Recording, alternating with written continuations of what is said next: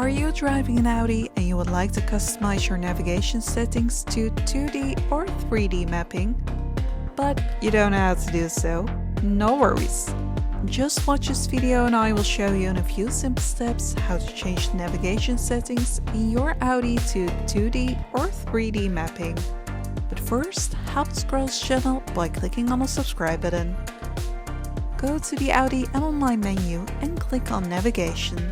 Click on the settings symbol in the upper right corner. Go to Map Settings.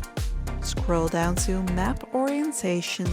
You can now customize the navigation settings to 2D or 3D mapping.